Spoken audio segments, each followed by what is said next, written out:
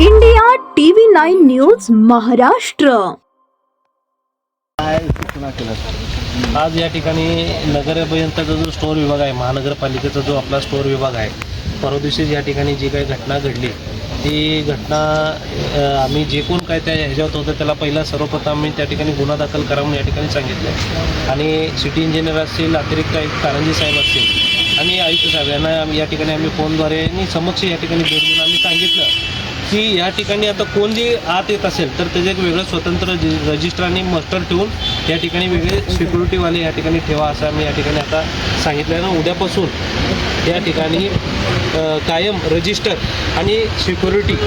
Guard या ठिकाणी उपस्थित राहून त्यांचं जे कोण आतमध्ये येतील, भले ते महानगरपालिकेचे कर्मचारी असतील, त्यांच्या आतमध्ये एंट्री होत असताना या ठिकाणी त्यांची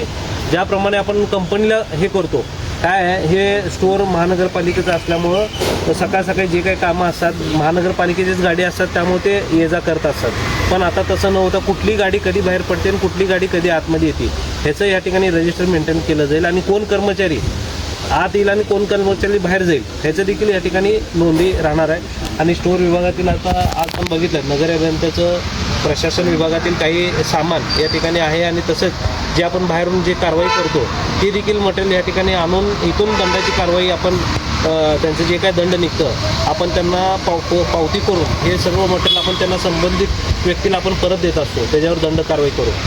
मग हे असं बाकीचे आता जी परवा जी घटना घडली ते परत असं घडू नये या ठिकाणी आपण व्हिजिट करून आम्ही या ठिकाणी आता आदेश दिलेले आहेत।